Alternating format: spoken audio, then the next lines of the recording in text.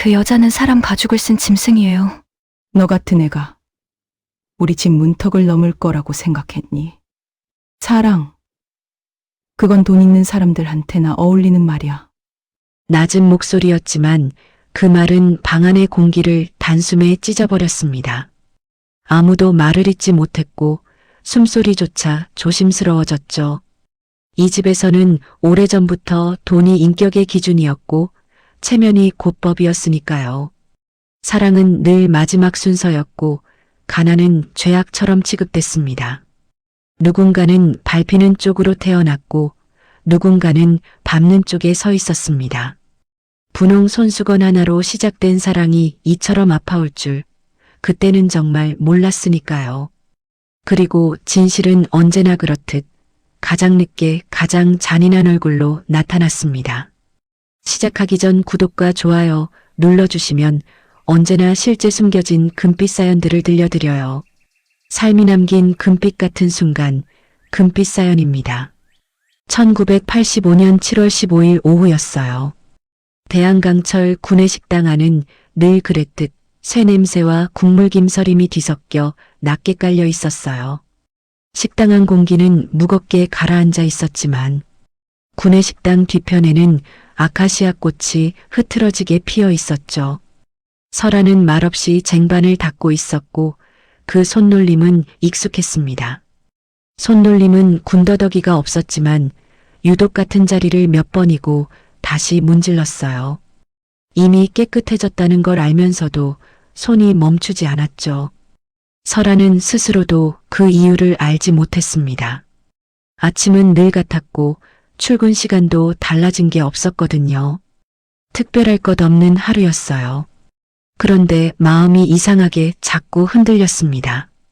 식당 안쪽에서 금속이 부딪히는 소리가 나면 괜히 고개가 돌아갔고 멀리서 기계가 울리는 소리에도 손끝이 잠깐 굳었죠. 그때의 설아는 알지 못했어요.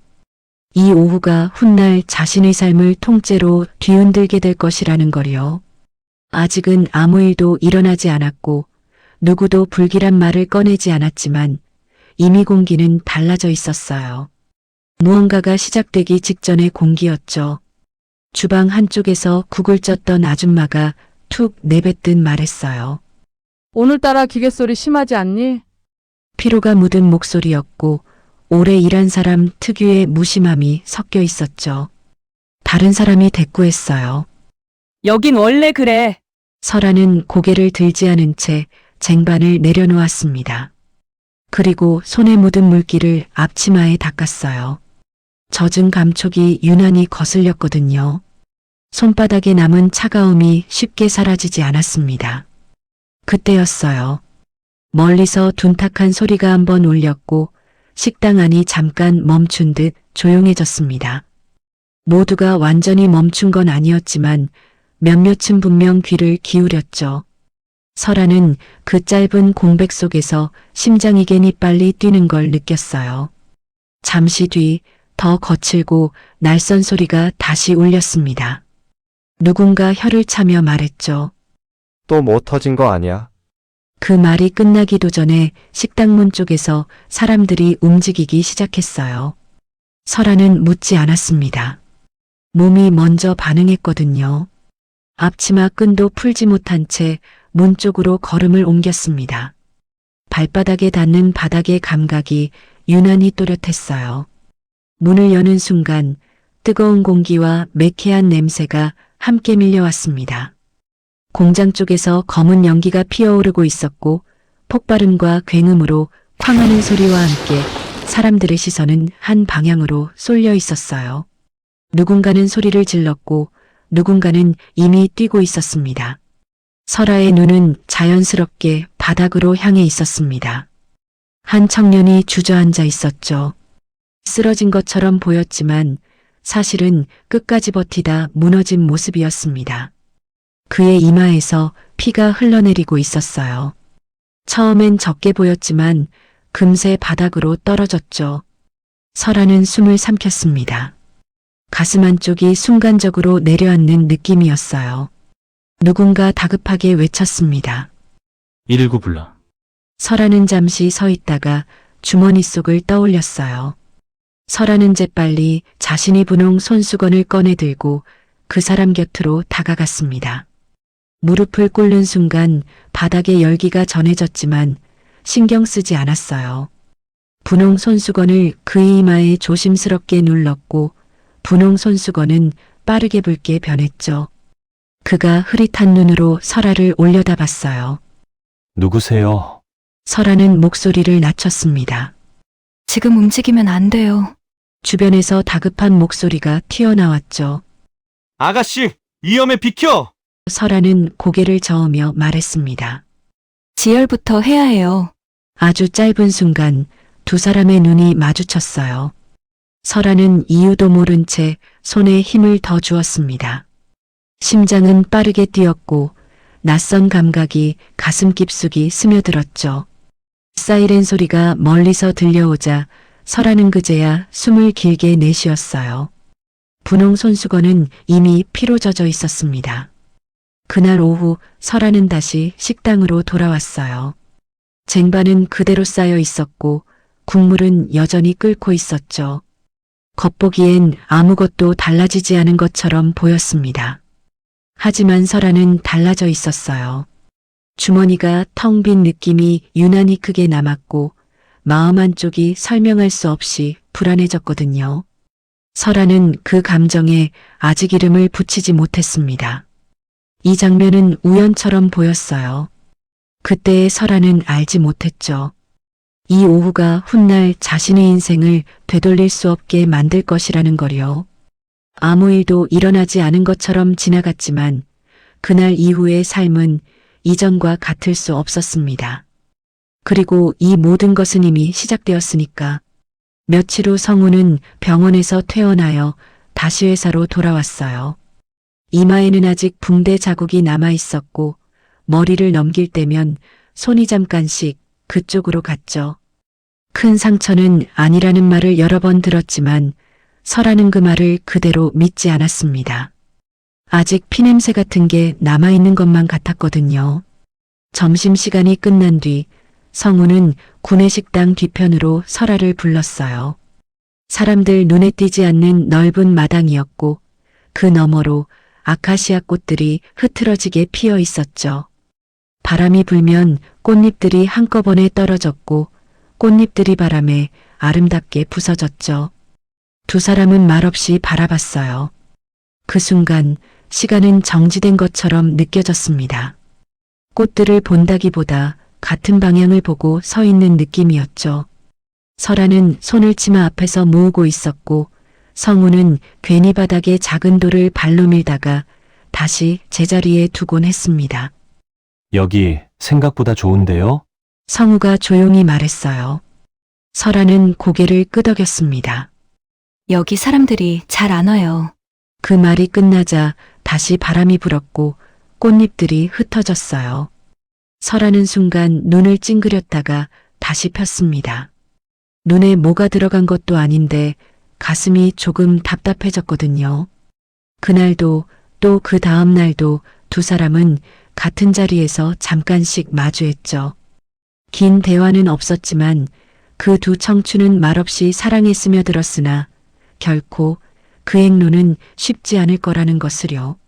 일은 그대로였고 하루 이 순서도 변한 게 없었는데 마음만 어딘가 비켜서 있는 것 같았죠. 어느 날 오후였어요. 식당 앞쪽이 괜히 소란스러웠습니다. 평소와 달리 사람들은 고개를 들고 밖을 바라보고 있었죠. 설아도 쟁반을 내려놓고 출입문 쪽을 봤어요. 검은색 벤치 한 대가 공장 앞에 멈춰 서 있었습니다. 광택이 난 차체가 햇빛을 그대로 받아 반짝였고 누군가는 저런 차를 실제로 처음 본 듯 잠깐 말을 잃었죠. 설아는 이유 없이 식당 뒤편이 떠올랐습니다. 아카시아 꽃들이 흐트러지게 피어있는 구내식당 뒤편 마당 말이에요. 잠시 뒤 설아와 성우는 그곳에 있었습니다.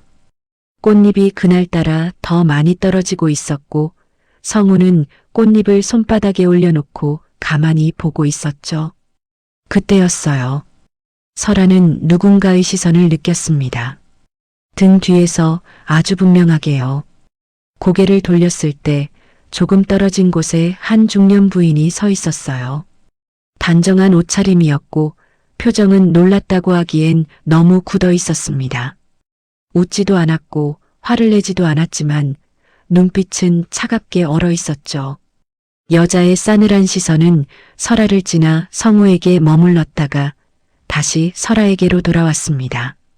그 짧은 움직임 사이에 설아는 뭔가 섬뜩한 느낌을 받았어요. 이유는 알 수 없었지만 발밑에 흙이 순간 꺼지는 것 같았죠. 여자는 아무 말도 하지 않았습니다. 잠깐 서 있다가 돌아섰을 뿐이었어요. 아는 분이세요? 설아가 조심스럽게 묻자 성우는 잠시 말을 멈췄습니다. 아니요. 그렇게 말했지만 대답은 어딘가 어긋나 있었습니다. 그날 저녁 구내식당 안에서는 이상하게도 설아를 보는 시선이 달라져 있었어요. 누가 따로 말을 꺼낸 건 아니었지만 몇몇은 지나치게 오래 바라봤고 몇몇은 괜히 피했죠. 고참 아줌마가 설아를 불렀습니다. 설아야, 목소리는 낮았고 주변을 한 번 더 살폈어요. 앞날은 모르는 거야. 설아는 무슨 말인지 묻지 않았습니다. 괜히 깊어지면 꼭 네가 손해야. 그 말 뒤에 설명은 없었어요. 그저 국을 더 떠주며 아무 일도 없다는 듯 돌아섰을 뿐이었죠. 그때 공장 쪽에서 일하시던 아저씨 한 분이 식당 안으로 들어왔습니다. 얼굴에는 늘 붙어있던 웃음이 그대로였어요. 설아 아가씨, 괜히 큰 소리로 인사하며 손을 흔들었습니다. 오늘 국밥 꽃보다 낫네. 내가 증인. 주변에서 웃음이 흘렀고 설아도 잠시 웃었습니다. 그 웃음은 짧았지만 분명 숨을 돌리게 해주었죠. 아저씨는 윙크를 하나 날리고 쟁반을 들고 돌아갔습니다. 그 웃음이 사라진 뒤 설아는 다시 아카시아 꽃밭을 떠올렸죠. 아까 본 그 여자의 시선과 함께요. 꽃들은 여전히 피어 있었고 시원한 바람도 같았는데 설아의 마음은 조금 다른 곳에 서 있는 것 같았습니다. 왜 이러는 건지 아직은 알 수 없었지만요. 그날 쓰러진 사람 있잖아. 소문 다 났더라. 설아의 손이 잠시 멈췄습니다. 네가 피 닦아줬다며? 말끝에는 웃음이 붙어 있었어요. 설아는 천천히 손을 닦고 가방을 집었습니다. 야, 괜히 나섰다 뭐 그런 말도 있고. 설아는 잠시 입을 열려다 닫았습니다. 거긴 공장이잖아. 그런 일은 그냥 두는 게 낫지. 설아는 고개를 숙였습니다. 친구는 농담처럼 덧붙였어요. 너 너무 착한 거야. 손해본다니까. 방으로 돌아온 설아는 문을 닫고 한참을 서 있었습니다. 불을 켜지 않은 채 가방을 내려놓고 천천히 안쪽을 더듬었어요. 분홍 손수건이 손에 잡혔습니다. 설아는 손수건을 펼쳤다가 다시 접었죠. 분홍 손수건은 여전히 제자리에 있었지만 그날 성우의 핏자국이 아직도 희미하게 남아 있었어요. 설아는 그 자국을 한동안 바라보다가 다시 제자리에 두었습니다. 친구의 웃음소리가 다시 떠올랐어요. 설아는 손수건을 천천히 짜지 않았습니다. 그 대신 물기를 가볍게 눌러 빼고 그대로 두었어요. 가방 안쪽에 넣었다가 다시 꺼냈고 잠시 망설이다가 맨 아래에 접어 넣었습니다. 지퍼를 끝까지 올리지 못한 채 손을 떼었죠. 방 안은 조용했고 복도에서 웃음소리가 지나갔습니다. 설아는 침대에 앉아 가방을 내려다봤어요. 지금 그걸 다시 꺼내면 무언가를 설명해야 할 것 같았거든요. 그날 밤 설아는 불을 끄고도 한참을 눈을 뜨고 있었습니다. 세면대에 놓였던 분홍빛이 계속 떠올랐어요. 잡을 수 있을 것 같다가 손을 대면 미끄러질 것 같은 느낌이었습니다. 설아는 결국 아무것도 하지 않았죠. 그게 지금 자신이 할 수 있는 전부라는 것을요. 성우의 엄마는 소리를 내지 않았습니다. 회사로 들어올 때도 나갈 때도 같은 표정이었어요. 구두굽 소리가 바닥에 일정하게 박혔고 주변 사람들은 괜히 고개를 숙이거나 비켜섰죠. 그녀가 누구인지 설명할 필요는 없었던 것 같았습니다. 이름보다 태도가 먼저 말을 하고 있었으니까요. 사무실 문이 닫히자 여자는 창가 쪽 의자에 앉았습니다. 커튼은 반쯤 내려와 있었고 햇빛은 책상 위에 얇게만 닿았어요. 비서가 조용히 다가와 서류철 하나를 내려놓았습니다. 구내식당에서 일하는 아이요. 그녀는 대답하지 않았습니다. 대신 서류철을 열었어요. 첫 장을 넘기고 다음 장을 넘겼죠. 서류가 넘겨질 때마다 사무실 공기는 더 조용해졌습니다. 이름, 주소, 학력. 그녀의 시선이 한 곳에 잠깐 머물렀습니다. 최종 학력란에 적힌 짧은 문장. 보호자 항목의 빈칸. 주소는 길었지만 소속을 말해주지는 않았어요. 성우의 엄마는 커피를 한 모금 마셨습니다. 뜨겁지도 식지도 않은 온도였죠. 다시 서류로 시선을 내렸습니다. 끝까지 읽지는 않았습니다. 몇 장쯤에서 멈춘 채 천천히 덮었어요. 확실하네요. 목소리는 낮았고 감정은 없었습니다. 판단이 끝났다는 말처럼 들렸죠. 그날 이후 식당 안의 공기가 조금 바뀌었습니다. 설아는 여전히 같은 시간에 출근했고 같은 자리에 섰지만 누군가는 괜히 말을 줄였고 누군가는 눈을 피했습니다. 설명할 수는 없었지만 분명 이전과는 달랐어요. 고참 아줌마가 설아를 불렀습니다. 설아야, 정말 심각하게 말씀을 하셨어요. 사람들 눈도 생각해야지. 무슨 말인지 묻지 않아도 알 것 같았습니다. 그 말에는 이유가 없었거든요. 너 다칠까봐 그래. 설아는 고개를 끄덕였지만 가슴은 조금 답답해졌습니다. 다친다는 말이 꼭 몸에만 해당되는 건 아닌 것 같아서요. 며칠 뒤 성우에게서 전화 한 통이 왔습니다. 짧은 통화였고 말은 많지 않았어요. 다만 성우의 얼굴이 예전과는 달라 보였습니다. 어딘가 생각이 멀리 가 있는 표정이었죠. 잠깐 해외에 다녀와야 할 것 같아. 설아는 이유를 묻지 않았습니다. 성우도 설명하지 않았어요. 두 사람 사이에는 말 대신 침묵이 놓였습니다. 그날도 평소와 다르지 않았어요. 쟁반은 규칙적으로 앞으로 밀려왔고 국자는 늘 같은 무게로 움직였습니다. 밥이 조금 넘칠 것 같으면 손목에 힘을 빼고 덜 담긴 쪽이 보이면 조금 더 얹었죠. 그런데 어느 순간 손이 멈췄습니다. 이유는 없었어요. 밥이 쏟아진 것도 아니었고 누군가 말을 건 것도 아니었죠. 다만 가슴 어딘가가 갑자기 조여오는 느낌이 들었습니다. 설아는 국자를 든 채 그대로 서 있었습니다. 그리고 고개를 들었습니다. 아무도 설아를 부르지 않았어요. 식당 안은 평소처럼 시끄러웠고 웃음 섞인 말소리도 그대로였죠. 그런데도 설아는 분명히 느꼈습니다. 누군가 보고 있다는 감각을요. 설아는 무의식적으로 주변을 둘러봤습니다. 눈이 마주친 사람은 없었고 다들 자기 자리로 시선을 돌리고 있었어요. 이상한 건 없었습니다.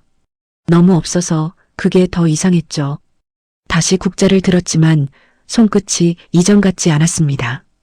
금속 손잡이가 평소보다 차갑게 느껴졌고 밥에서는 괜히 김이 더 세게 오르는 것 같았어요. 설아야, 뒤에서 고참 아줌마가 불렀습니다. 설아는 깜짝 놀라 고개를 돌렸습니다. 부르셨어요? 아줌마는 눈을 가늘게 뜨고 설아를 한번 훑어봤어요.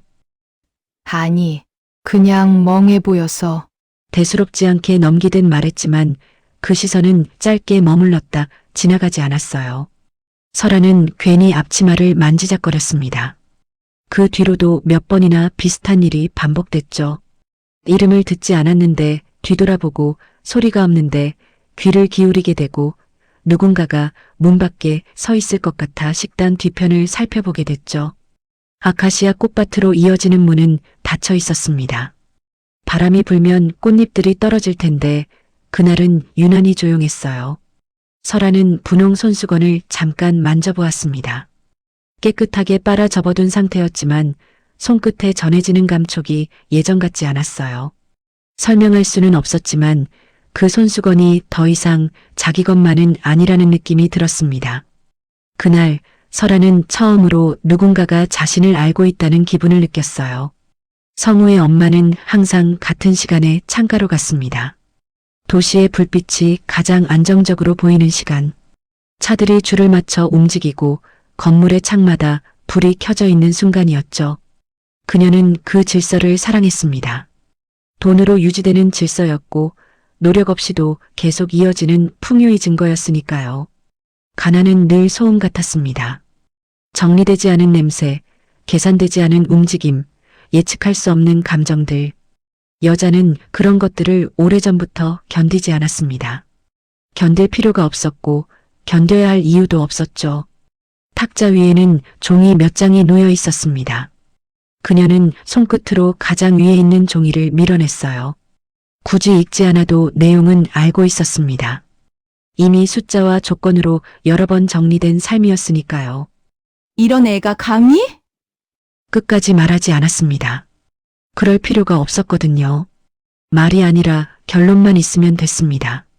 성우의 엄마는 혼잣말처럼 그러나 또렷하게 말했습니다. 사람이 제 분수를 모르면 주변이다. 엉망이 돼. 이건 감정이 아니라 확신이었어요. 돈을 벌면서 배운 확신, 지켜낸 것들을 통해 확보한 확신. 풍요는 그냥 주어지는 게 아니라 걸러내고 제거하며 지켜내는 것이라는 믿음이었습니다. 휴대전화 화면에 몇 개의 번호가 떠 있었습니다. 날짜와 시간, 장소까지 이미 전달된 상태였죠. 소라는 필요 없어. 그녀는 창문에 비친 자신의 얼굴을 잠시 바라봤습니다. 늙지 않은 얼굴, 관리된 피부, 흔들림 없는 눈빛. 그녀는 이 모든 것이 우연이라고 생각해 본 적은 단 한 번도 없었습니다. 조용히 사라지면 돼. 그녀에게 설아는 미움의 대상이 아니었습니다. 미움은 감정이 드는 사람에게 쓰는 것이었고 설아는 그 단계에조차 올라있지 않았어요. 그저 제거해야 할 변수였습니다. 풍요의 흐름을 방해하는 작은 균열. 돈 없는 여자는 늘 문제를 만들어. 그녀는 그렇게 믿어왔고 지금까지 단 한 번도 틀린 적이 없다고 생각했습니다. 가난은 선택이 아니라고 말하는 사람들에 대해 여자는 늘 웃었습니다. 선택이 아니라면 관리 대상일 뿐이었으니까요. 아들의 인생에 흠집을 내게 둘 수는 없어. 이 말은 사랑처럼 들릴지도 몰랐지만 실제로는 달랐습니다. 그녀가 지키려는 건 아들이 아니라 아들이 상속받을 세계였거든요. 그 세계에 가난한 며느리는 들어갈 자리가 없었습니다. 토요일 오후 3시 약속 장소는 명동 한복판이었습니다. 성우는 횡단보도 건너편에 먼저 도착해 있었어요. 사람들 사이로 설아의 모습을 찾았죠. 흰 블라우스에 연한 베이지색 가디건. 멀리서도 단번에 눈에 들어왔습니다. 설아도 성우를 발견했어요. 손을 들어 흔들었죠.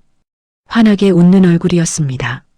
신호등은 아직 빨간불이었고 둘 사이에는 차들이 빠르게 지나가고 있었어요.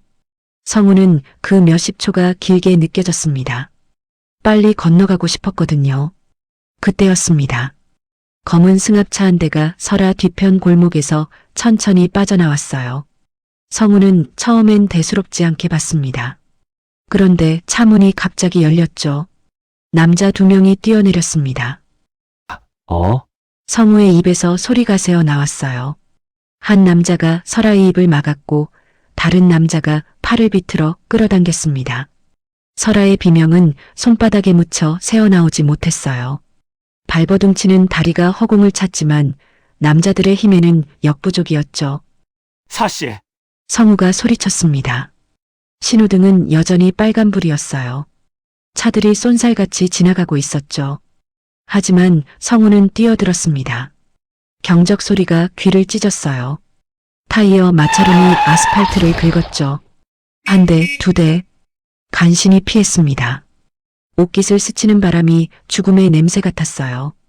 횡단보도를 건너자마자 성우는 전력으로 달렸습니다. 승합차 문이 닫히기 직전이었어요. 성우가 남자의 등을 향해 몸을 날렸죠.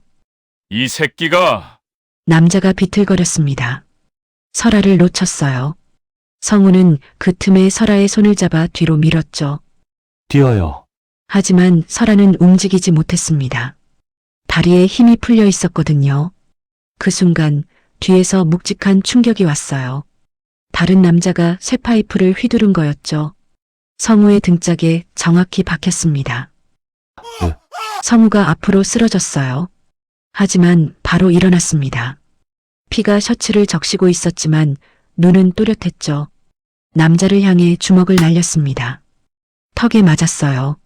남자가 휘청거렸죠. 성우 씨, 설아가 비명을 질렀습니다. 다른 남자가 다시 쇠파이프를 들어 올렸거든요. 성우는 팔로 막았어요. 뼈가 부러지는 소리가 났습니다. 통증이 눈앞을 하얗게 물들였지만 성우는 이를 악물었죠. 던쳐요, 빨리. 성우가 소리쳤습니다. 부러진 팔로 남자의 다리를 걸었어요. 남자가 넘어졌죠. 그 사이 사람들이 모여들기 시작했습니다. 누군가 경찰을 부르고 있었어요. 에이 철수! 남자들이 승합차에 올라탔습니다. 타이어가 비명을 지르며 차가 사라졌죠. 성우는 그제야 무릎을 꿇었습니다. 팔에서 피가 흘러내렸고 등에서는 시커먼 멍이 번지고 있었어요. 숨이 거칠었죠. 하지만 고개를 들어 설아를 봤습니다. 괜찮아요. 설아는 대답하지 못했어요. 눈물만 쏟아지고 있었습니다. 떨리는 손으로 성우의 얼굴을 감쌌죠. 왜 그랬어요? 성우는 희미하게 웃었습니다. 의식이 흐려지고 있었어요. 당신이 다치면 안 되니까. 그 말을 끝으로 성우의 몸이 앞으로 쓰러졌습니다. 설아의 비명이 거리를 가득 채웠어요. 성우 씨, 성우 씨. 구급차 사이렌 소리가 멀리서 들려오고 있었습니다.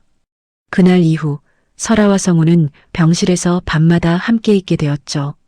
기계음은 일정했고 커튼 사이로 들어오는 불빛은 늘 같은 자리에서 멈췄어요. 낮과 밤의 구분은 흐려졌고 시간은 천천히 늘어졌습니다. 설아는 의자에 앉아있지 않았습니다. 간이 침대가 불편했지만 그 자리가 제일 가까웠거든요. 물수건을 적셔 이마에 올렸습니다. 붕대 가장자리가 조금 젖지 않게 손가락 힘을 조절하며 같은 동작을 몇 번이나 반복했는지 설아 자신도 알지 못했어요. 다만 손은 자연스럽게 움직이고 있었습니다. 잠든 얼굴은 낮에 보던 얼굴과 달랐어요. 긴장이 빠져 있었고 숨은 깊고 고르게 내려갔죠. 설아는 숨소리를 세며 그대로 앉아 있었습니다. 하나, 둘, 셋. 그 리듬이 깨지지 않기를 바라면서요. 의사가 와서 상태를 설명할 때도 설아는 고개를 끄덕이며 듣기만 했습니다. 질문은 하지 않았고 메모도 하지 않았죠. 중요한 건 이미 알고 있었거든요. 지금은 지켜보는 시간이라는 걸요. 성우가 미세하게 눈을 떴을 때 설아는 바로 알아챘습니다. 몸을 조금 앞으로 옮겼고 조심스럽게 말을 꺼냈어요. 깼어요? 목소리는 낮았고 흔들리지 않았습니다. 놀라게 하고 싶지 않았거든요. 성우는 잠시 눈을 깜빡이다가 설아를 봤습니다. 무언가를 확인하듯 오래 바라보다가 입술을 조금 움직였어요. 여기. 설아는 기다렸습니다. 재촉하지 않았고 대신 컵에 물을 따라 가까이 두었죠. 괜찮아요. 그가 말을 잇지 못하자 설아가 먼저 말했습니다. 지금은 안 하셔도 돼요. 성우는 다시 눈을 감았다 떴고 그제야 낮게 말했어요. 집에 안 가셨죠? 질문이 아니라 이미 알고 있는 사람의 말투였죠. 설아는 고개를 저었습니다. 잠깐 눈 붙였어요. 성우의 눈가가 아주 조금 움직였습니다. 고마움인지 미안함인지 모를 감정이 스쳤죠. 왜? 말이 거기서 멈췄어요. 설아는 대답 대신 물수건을 다시 적셨습니다. 짠 냄새가 날까봐 한 번 더 헹구고 이마에 다시 올렸죠. 당연한 일이에요. 그 말이 전부였습니다. 이유를 말하지 않았고 설명도 덧붙이지 않았어요. 밤은 그렇게 흘러갔습니다. 성우가 잠들면 설아는 그대로였고 성우가 숨을 고르면 설아도 함께 고르듯 호흡했습니다. 간혹 꿈에서 신음이 새어나오면 설아는 아무 말 없이 손을 내밀어 성우의 손등에 살짝 올렸습니다. 잡지는 않았고 떨어뜨리지도 않는 거리. 그 정도면 충분했죠. 새벽이 됐을 때 성우가 조용히 말했어요. 설아 씨, 계속 계셨군요. 네. 그 한마디가 끝이었어요. 하지만 성우는 그 대답으로 모든 걸 알았습니다. 병실 아침은 늘 조심스럽게 시작되었어요.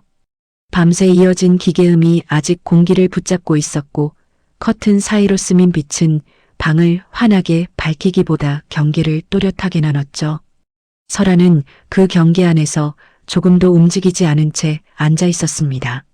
새벽 3시 성우의 호흡이 거칠어졌을 때도 설아는 자리를 지켰어요. 간호사를 부르기 전에 먼저 그의 손을 잡았죠. 차가운 손이었습니다. 설아는 자신의 두 손으로 그 손을 감싸고 체온이 옮겨갈 때까지 가만히 있었어요. 호흡이 안정되자 그제야 눈물이 났지만 소리 내지 않았습니다. 대야 속 물은 여러 번 갈아두었어요. 어제의 물도 새벽의 물도 아니었죠.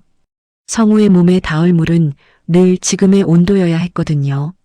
손등에 닿는 감각이 정확하다는 걸 확인한 뒤에야 설아는 성우의 팔을 조심스럽게 받쳤습니다. 조금만 참으세요. 말은 늘 그 정도였어요. 위로도 명령도 아닌 중간의 말투였죠. 성우가 고개를 끄덕이자 그 짧은 움직임 하나로 설아는 더 이상 말을 하지 않았습니다. 머리를 감기는 동안 설아는 시선을 낮췄어요. 붕대와 피부의 경계를 손끝으로 가늠하며 물이 흘러내리지 않게 각도를 맞췄죠. 손목이 저려왔지만 내색하지 않았습니다. 밤새 같은 자세로 버텨온 몸이 욱신거렸지만 그건 나중에 혼자 감당할 몫이었거든요. 그릇에 담은 밥은 반 정도뿐이었어요. 한 숟갈을 떠서 김을 식히고 성우의 입가로 가져갔습니다. 괜히 힘들이지 마세요, 성우 씨. 성우는 웃지 않았어요. 대신 눈을 들어 설아를 오래 봤습니다. 아무것도 바라지 않는 손길이 오히려 더 마음을 무겁게 했죠. 바로 그때 병실 문이 열렸습니다. 구두 소리는 바닥을 가르듯 분명했고 그 뒤를 따라 단정한 양이 들어왔어요. 성우의 어머니였습니다. 그녀는 문 안으로 한 발만 들여놓고 멈췄어요. 방 전체를 훑었지만 시선은 오래 머무르지 않았죠. 그녀의 시선은 감사함이 아니라 계산처럼 설아의 손과 옷자락을 훑었습니다. 밤새 젖었다 말라 굳은 소매, 물이 튄 신발끝, 정리해야 할 항목을 살피듯 빠르고 정확했어요. 많이 애썼어요. 칭찬처럼 들릴 수도 있는 말이었지만 의미는 달랐습니다. 수고를 인정하지 않는 사람의 말투였죠. 잠시 말을 잇지 못하더니 그녀는 덧붙였습니다. 이 정도면 할 일은 다 한 셈이니까. 됐어요. 그 말은 고마움이 아니었어요. 설아의 충혈된 눈도 밤새 구겨진 옷깃도 그녀의 시선에서는 아무런 의미도 없었습니다. 여기까지 하면 충분해요. 그 말에는 이제 그만하라는 뜻보다 너는 여기까지다라는 의미가 들어 있었죠. 그녀는 자연스럽게 침대 옆으로 시선을 옮겼고 그 눈빛은 이미 자리를 차지하고 있는 자신의 아들 성우의 것이었습니다. 설아는 대답하지 않았어요. 대신 침대를 바라봤죠. 하지만 성우는 설아를 향해 있었습니다. 어머니, 성우가 말을 꺼냈습니다. 아직 목소리에 힘이 실리지는 않았지만 내용은 또렷했죠. 어머니, 설아 씨가 밤새도록 여기서 저를 돌봐주었어요. 그녀는 잠시 전기가 끊긴 것처럼 말을 멈췄어요. 아들의 말이 불편했던 건지 그 말에 담긴 의미가 불편했던 건지 잠시 후 그녀의 얼굴에서는 어떤 온기도 남아있지 않았습니다. 비가 오지는 않았지만 병원 유리문 앞 바닥은 늘 젖은 것처럼 미끄러웠습니다. 사람들의 발자국이 겹쳐진 자리마다 눌리는 적이 남아있었고 설아는 그 사이를 피해 천천히 걸었습니다. 병실에서 나와 엘리베이터를 내려오는 동안에도 말은 없었어요. 주차장으로 이어지는 통로에서 성우의 어머니가 먼저 멈췄습니다. 차는 이미 대기 중이었고 문은 열리지 않은 상태였죠. 성우의 엄마는 차 안으로 들어가지도 설아를 돌아보지도 않았습니다. 대신 낮게 말했어요. 잠깐. 설아는 멈췄습니다. 도망치지 않았고 다가가지도 않았어요. 그 자리에 서서 기다렸죠. 성우의 엄마는 가방을 열었습니다. 손놀림은 익숙했고 조금의 망설임도 없었습니다. 봉투 하나를 미리 꺼내 놓았어요. 두툼하지도 허술하지도 않은 두께였어요. 오래 생각한 액수처럼 정확했죠. 이건 받아요. 설아는 봉투를 보지 않았습니다. 성우 엄마의 얼굴을 보지도 않았고요. 당신 인생을 생각해서 하는 말이에요. 목소리는 낮았고 조용했습니다. 호의처럼 들리게 계산된 톤이었죠. 지금 물러나면 상처 없이 끝낼 수 있어요. 설아는 한 박자 늦게 숨을 들이켰습니다. 그 숨에는 논란보다 확인이 섞여 있었죠. 질문하고 싶은 말은 많았지만 입은 열리지 않았어요. 성우의 어머니는 말을 이었습니다. 이 관계는 길게 갈 수 없어요. 당신도 알고 있을 거예요. 그 말은 예언처럼 들렸지만 사실은 조건이었습니다. 돈이 가능한 세계에서만 통하는 말이었죠. 설아는 고개를 숙였습니다. 고개를 들면 무언가가 무너질 것 같아서요. 이건 보상이라고 생각하세요. 여자는 봉투를 설아 쪽으로 조금 더 밀었습니다. 고마웠으니까? 그 단어 하나가 공기를 찢었습니다. 고마움과 거래를 같은 줄에 올려놓는 방식. 설아는 그제야 상대가 무엇을 원하는지 알았습니다. 설아는 손을 내리지 않았습니다. 대신 아주 낮게 말했어요. 저는 말을 끝까지 잇지 않았습니다. 이어서 말하면 스스로를 설명하게 될 것 같았거든요. 그녀는 설아의 침묵을 오해했습니다. 고개를 들지 않는 태도를 흔들리는 신호로 해석했죠. 이 돈이면 다시 시작할 수 있을 거예요. 그녀는 그 말을 신념처럼 믿고 있었습니다. 돈은 늘 시작을 가능하게 했고 끝도 가능하게 했으니까요. 설아는 잠시 눈을 감았다 떴습니다. 그리고 처음으로 성우 씨 어머니를 바라봤어요. 받을 수 없습니다. 목소리는 크지 않았고 흔들리지도 않았습니다. 성우 엄마의 미간이 아주 미세하게 움직였습니다. 거절을 예상하지 못한 사람의 반응이었죠. 감정으로 결정하지 마요. 그녀는 부드럽게 말했습니다. 지금은 혼란스러운 상태잖아요. 설아는 고개를 저었습니다. 감정 때문이 아닙니다. 그 말 뒤에 어떤 설명도 붙이지 않았어요. 왜냐하면 이유를 말하는 순간 거래의 테이블에 올라가게 되니까요. 성우의 어머니는 봉투를 거두지 않았습니다. 대신 설아의 가방 옆에 내려놓았죠. 시간 줄게요. 그 말은 배려처럼 들렸지만 사실은 압박의 시작이었습니다. 생각이 바뀔 때 연락해요. 명함이 봉투 위에 놓였습니다. 이름과 번호가 깔끔하게 인쇄된 종이. 정중했고 완벽했죠. 설아는 끝내 봉투를 보지 않았습니다. 우리가 다시 만날 때, 그땐 선택이 달라질 거예요. 그 말은 경고도 예언도 아니었습니다. 그녀가 늘 써온 방식이었죠. 차 문이 닫히고 차는 미끄러지듯 빠져나갔습니다. 주차장에는 다시 사람들 발소리만 남았어요. 설아는 한참을 그 자리에 서 있다가 봉투를 들었습니다. 내용을 확인하지 않았고 손에 올려 무게만 잠깐 느꼈죠. 그리고 천천히 쓰레기통에 넣었습니다. 설아는 뒤돌아 병원 쪽으로 다시 걸어갔어요. 발걸음은 이전과 같았지만 마음은 돌아가지 않았습니다. 그날 그녀는 돈을 잃었고 대신 돌이킬 수 없는 선택을 하게 되었습니다. 그리고 그 선택은 곧 더 큰 대가를 부르게 될 것이라는 것을요. 설아는 알지 못했습니다. 아니, 어쩌면 알고도 모른 척했는지 모릅니다. 다만 분명한 건 하나였죠. 사랑은 거래로 바꾸지 않는다는 기준, 그리고 그 하나만은 끝까지 지켜냈다는 것. 설아의 하루는 갑자기 텅 비어버렸어요. 전화가 울리지 않는 아침이 반복됐고 자신을 부를 이름도 사라진 듯 했거든요. 출근하지 않아도 된다는 말은 듣지 않았지만 더는 갈 곳이 아니었습니다. 근무표에서 이름이 빠졌고 그 사실만으로도 충분했습니다. 세상이 갑자기 등을 돌린 건 아니었지만 조금씩 알아차리지 못하게 변해가고 있었으니까요. 주변 사람들의 눈길이 바뀌었고 말끝이 흐려졌죠. 설아는 그 변화를 설명하려 들지 않았습니다. 설명하는 순간 자신이 무너질 것 같았으니까요. 그날 오후 사모님으로부터 연락이 왔습니다. 잠깐 얼굴 보죠. 설아는 거절하지 않았어요. 이미 예상했던 일이었죠. 사모님 댁의 거실은 너무나 정돈돼 있었습니다. 소파의 각도도 커튼의 길이도 틀림없이 맞아 떨어졌죠. 설아는 그 정돈된 공간 속에서 자신이 얼마나 흐트러진 존재인지 느꼈어요. 사모님은 말없이 서류 봉투 하나를 꺼냈습니다. 그리고 테이블 위에 내려놓았죠. 봉투 안에서 보이는 숫자는 생각보다 컸습니다. 5천이에요. 던지듯 놓인 봉투였습니다. 이 정도면 다시 시작할 수 있겠죠? 설아는 봉투를 열어보지 않았어요. 대신 고개를 숙였습니다. 아니요. 받을 수 없습니다.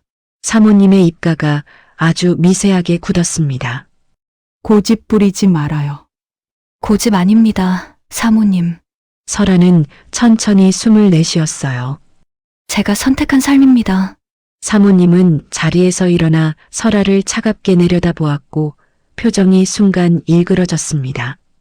그의 인생까지 망칠 생각이에요.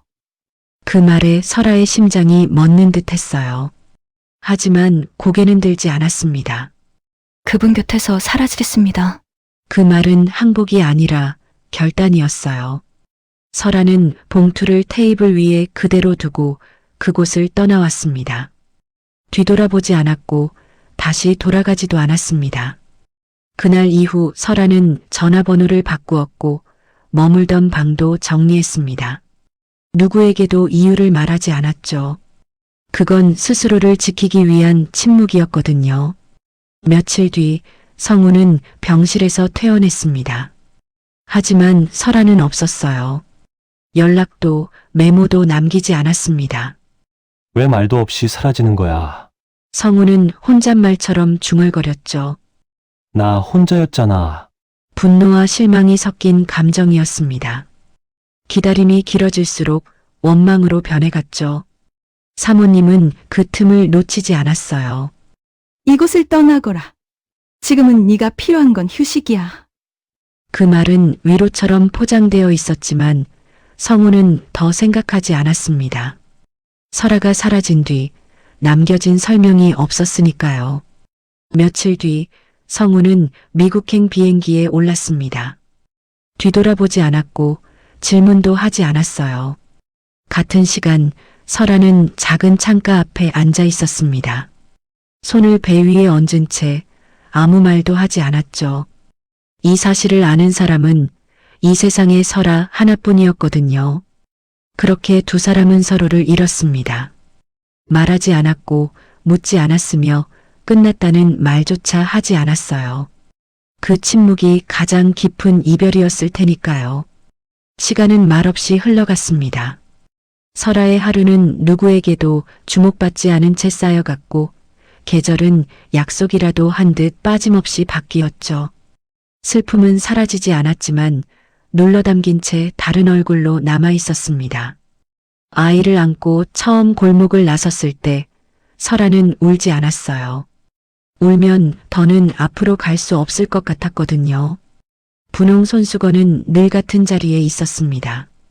설아의 가슴 속에 눈에 띄지 않는 서랍 안쪽 가장 위도 아닌 곳. 필요할 때만 꺼내 쓰고 다시 접어넣었죠. 설아는 그 손수건을 볼 때마다 잠깐 숨이 가늘어졌지만 오래 들여다보지는 않았어요. 붙잡고 있으면 과거로 돌아갈 것 같아서요. 해가 바뀌고 아이는 자랐습니다.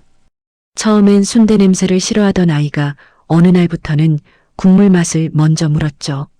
학교가 끝나면 노점으로 달려와 앞치마를 두르고 숟가락을 정리했어요.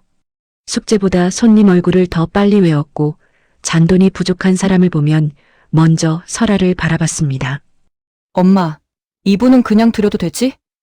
설아는 고개만 끄덕였어요. 어느 날 한 사내가 국밥 한 그릇을 다 먹고도 자리를 뜨지 못했습니다. 지갑을 여러 번 열었다 닫았다 했죠. 설아는 아무 말 없이 그릇을 치웠고 국물 자리에 물을 한 컵 놓았습니다. 그리고 계산을 묻지 않았어요. 사내는 한참이나 머뭇거리다 고개를 숙였습니다. 다음에 꼭 갚겠습니다. 설아는 고개를 저었습니다.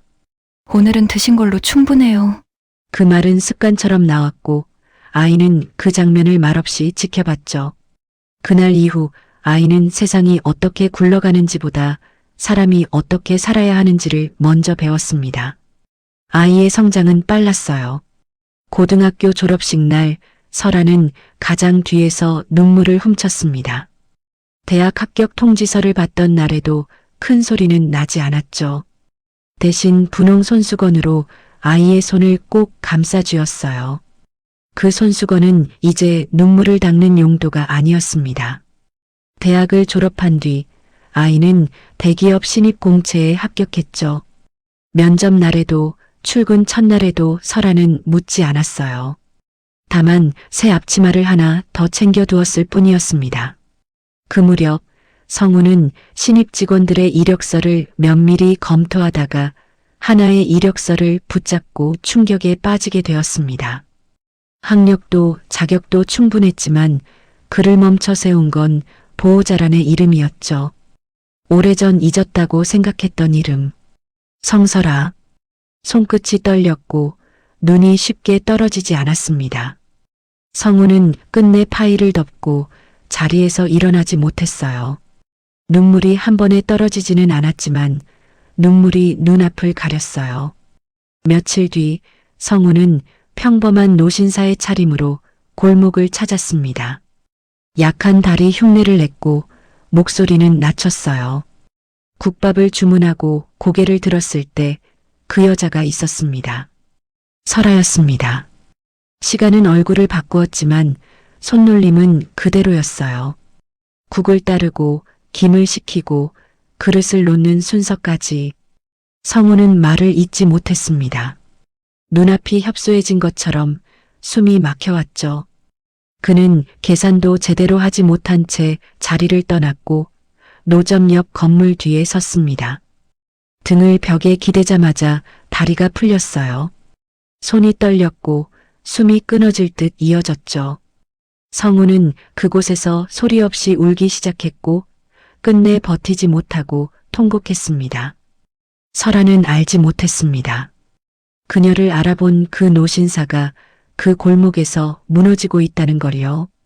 설아는 여전히 국을 끓였고 손님을 맞이했으며 아이의 빈 도시락을 챙겼습니다. 그 모든 시간이 이어져 지금의 하루가 되었을 뿐이었으니까요. 시간은 그렇게 흘렀고 사랑은 말없이 자랐으며 진실은 아직 건너지 않은 골목에 그대로 남아 있었습니다. 성우는 미국에서 유학을 마치고 돌아온 뒤 곧바로 회사에 복귀했습니다. 대한철강이라는 이름은 여전히 무거웠지만 그 무게를 견디는 법을 그는 이미 알고 있었죠. 젊은 날의 방황은 정리되었고 일은 순서대로 배워 나갔습니다. 회의실에서 현장에서 그는 늘 차분했습니다. 감정을 섞지 않는 법을 이미 배워버렸으니까요. 질문은 꼭 필요한 것만 던졌습니다. 그의 결혼은 빠르게 결정됐어요. 어머니가 주선했고 상대는 부잣집 딸 정진아였습니다. 집안도 배경도 흠잡을 데 없었죠.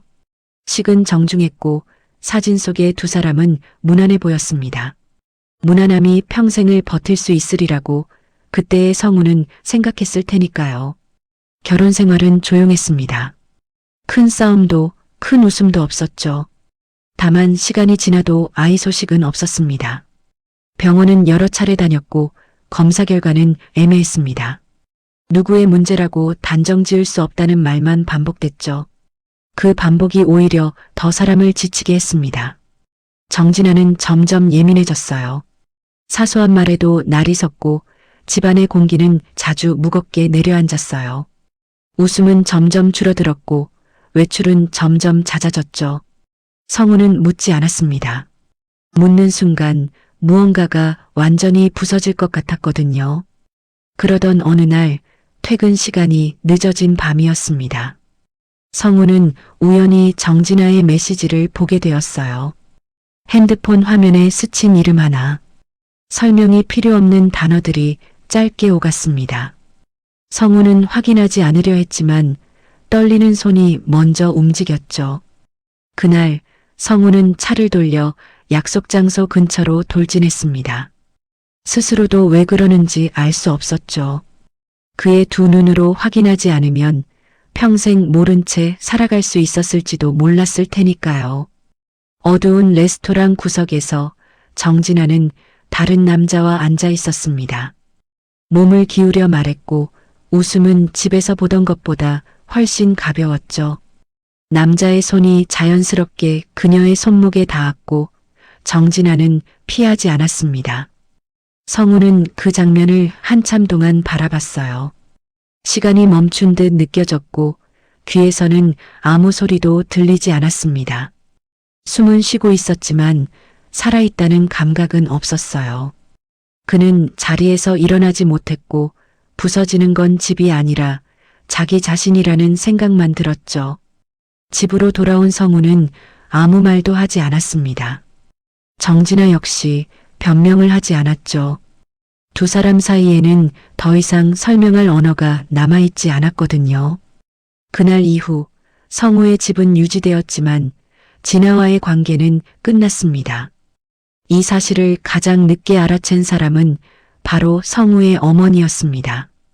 어느 날 우연히 목격한 장면 하나로 모든 것이 무너졌어요. 정진아의 외출 뒤 다른 남자의 차에 오르는 모습. 확인은 필요하지 않았어요. 어머니는 그날 밤 불을 켜지 않은 채 거실에 앉아 오랫동안 움직이지 않았습니다. 가슴은 쥐어뜯듯 눌렀고 혼잣말처럼 중얼거렸죠. 내가 다 망친 거야. 아들의 젊은 날의 선택, 그리고 사라진 이름 하나. 설아. 입 밖으로 내지 않았지만 그 이름은 마음속에서 또렷했습니다. 어머니는 그제야 깨달았죠. 지킨다고 믿었던 것들이 사실은 무서운 것들이었다는 걸요. 돈도 체면도 권위도 모두 남아있는데 이 집에는 씨가 없었습니다. 비 내리는 그날 밤 성우는 서재에서 흐느끼며 홀로 앉아 있었습니다. 이혼 서류도 기자도 소문도 없었지만 그 집은 이미 텅 비워진 상태였죠. 계승될 것도 남길 것도 없는 고요함. 그때 성우의 머릿속을 스친 얼굴 하나가 있었습니다. 오래전에 잃어버렸던 사람. 설명도 없이 사라졌었던 이름. 하지만 그는 그 생각을 끝내 붙잡지 못했습니다. 지금 붙잡아도 아무것도 바뀌지 않을 것이라고 믿었으니까요. 그의 집안에서는 말로 표현할 수 없는 후회와 드러나지 않은 진실만 남아 있었습니다. 정진아는 그 서류를 들여다보며 손이 떨렸습니다. 성설아의 딸, 이성우의 아이, 25살. 자신이 평생 아이를 갖지 못해 울었던 시간 동안 성우에게는 이미 딸이 있었던 거였죠. 나를 감쪽같이 속인 거야. 결국 이런 거였구나. 정진아의 입술이 파르르 떨렸어요. 결혼 후 줄곧 시어머니의 눈치를 보며 그녀는 살아왔습니다. 아이 없는 며느리, 대를 이을 수 없는 여자. 그 멸시를 견디며 버텨온 세월이 한순간에 무너졌죠. 없애버리면 그도 알게 될 거야. 내가 얼마나 아팠는지. 복수였습니다. 사랑이 아니라 분노가 그녀를 움직였어요. 그날 저녁 시어머니가 진아의 팔을 붙잡았습니다. 제발 멈춰라. 간곡했고 절박했어요. 하지만 정진아는 손을 뿌리쳤죠. 어머니가 저한테 뭐라고 하셨는지 기억나세요? 배가 불러야 며느리라고. 그 말 잊은 거예요? 정진아의 눈에서 눈물이 흘렀습니다. 하지만 그 눈물은 슬픔이 아니라 독이었어요. 남편한테 딸이 있었으면서 왜 날 속였어요? 차 키를 쥔 손에 힘이 들어갔습니다. 아니야. 속인 게 아니야. 나도 몰랐어. 퇴근길이었어요. 25, 설아의 딸은 횡단보도 앞에서 신호를 기다리고 있었습니다. 이어폰에서 음악이 흘러나왔고 그녀는 아무것도 몰랐어요. 검은 승용차가 속도를 높였습니다. 정진아의 눈에는 오직 한 사람만 보였으니까요. 저 애만 없으면 차가 돌진했습니다. 누군가 비명을 질렀어요. 고개를 돌렸을 때는 이미 늦었습니다. 굉음과 함께 그녀의 몸이 공중으로 떠올랐고 아스팔트 위로 떨어졌죠. 정진아는 그 장면을 보고도 멈추지 않았습니다. 차는 어둠 속으로 사라졌어요. 병원 응급실 앞 설아는 주저앉아 있었습니다. 손가락 하나 움직일 수 없었어요. 성우가 뒤늦게 달려왔죠. 설아를 보자마자 얼굴이 하얗게 질렸습니다. 설아는 대답하지 못했어요. 입술만 달싹거렸습니다. 성우가 설아를 끌어안았죠. 두 사람은 그렇게 응급실 앞 바닥에 주저앉아 있었습니다. 수술은 4시간이 걸렸어요. 의사가 나왔을 때 설아는 숨을 멈췄습니다. 고비는 넘겼습니다. 다리 골절과 복강 뇌출혈이 있었지만 생명에는 지장 없습니다. 설아의 무릎이 꺾였어요. 성우가 받쳐 안았습니다. 두 사람은 복도 한가운데서 서로를 붙잡고 울었죠. 살았어요. 우리 아이가. 성우는 설아의 머리를 쓸어내렸습니다. 25해 전 혼자 아이를 낳고 키운 이 여자. 한 번도 원망하지 않았던 이 사람. 성우의 눈에서는 눈물이 흘러내렸어요. 미안해요. 정말 미안해요. 설아는 고개를 저었습니다. 살았으니까요. 그것만으로 됐어요. 잠시 후 세 사람이 병실 안에서 마주했습니다. 설아, 성우, 그리고 시어머니. 침대 위에는 설아와 성우의 딸이 누워 있었고 흰 시트 위로 빛이 고르게 닿아 있었습니다. 딸의 눈이 천천히 열렸고 그 순간 성우의 시야가 흔들렸어요. 얼굴선, 눈매, 숨을 삼키는 버릇까지 그는 알아봤습니다. 설명이 필요 없는 자기 자신의 분신을요. 엄마, 딸의 목소리는 낮았고 그 한 단어가 방안을 찢었습니다. 성우는 자신의 딸이라는 사실을 부정하지 않았습니다. 부정할 힘도 없었거든요. 그는 설아를 향해 있었고 그제야 설아의 두 손이 떨리고 있다는 걸 봤습니다. 오래 숨겨두었던 침묵이 몸으로 드러났죠. 말하지 않았어요. 설아의 목소리는 고요했습니다. 지켜야 할 게 있었거든요. 그때 시어머니가 앞으로 다가왔습니다. 한동안 말이 없었어요. 그러다 천천히, 아주 천천히 무릎을 꿇었습니다. 소리는 크지 않았지만 방 안의 공기가 바뀌었죠. 그녀의 어깨가 흔들렸고 숨은 점점 망가졌습니다. 내가 다 잘못했다. 그녀는 설아에게 고개를 들지 못한 채 말했습니다. 돈으로 살 수 있다고 믿었었고 권이라는 말로 내가 널 지웠다. 용서해 주길 바란다. 설아야, 내가 잘못 살았구나. 설아야, 용서해다오. 그 순간 설아는 말없이 용서를 실천했죠. 엄마, 설아가 달려가 손을 잡았습니다. 떨리는 손이었어요. 여기 있어. 엄마 여기 있어. 시선이 성우에게 닿았습니다. 어색했지만 피할 수 없는 눈빛이었죠. 회장님도 오셨네요. 성우는 대답 대신 손을 잡았습니다. 25해 만에 처음 잡는 딸의 손이었어요. 늦어서 미안하다. 설아의 딸은 희미하게 웃었습니다. 살아서 다행이에요. 이렇게라도 다시 만나서. 설아와 성우는 침대 양쪽에서 손을 잡은 채 서로를 바라봤어요. 잃어버린 시간은 돌아오지 않았지만 남은 시간은 아직 있었습니다. 성우가 설아를 끌어안았죠. 하지만 부끄럽지 않았어요. 숨길 이유도 없었죠. 고마워요. 내 딸을 지켜줘서. 설아는 대답하지 않았습니다. 대신 성우의 등을 토닥였어요. 25해 동안 혼자 버텨온 무게가 조금씩 내려가는 것 같았죠. 정진아는 사흘 뒤 체포됐습니다. CCTV와 목격자 증언이 그녀를 가리켰죠. 뉴스에 이름이 떴고 재벌가 며느리의 추락은 세상의 구경거리가 되었습니다. 하지만 그건 더 이상 설아의 이야기가 아니었어요. 설아에게 남은 건 오직 하나였습니다. 살아 돌아온 딸, 그리고 뒤늦게 찾아온 가족. 그것으로 충분했을 테니까요. 오늘도 금빛 같은 하루 되이소. 다음 사연에서 또 뵙겠습니다.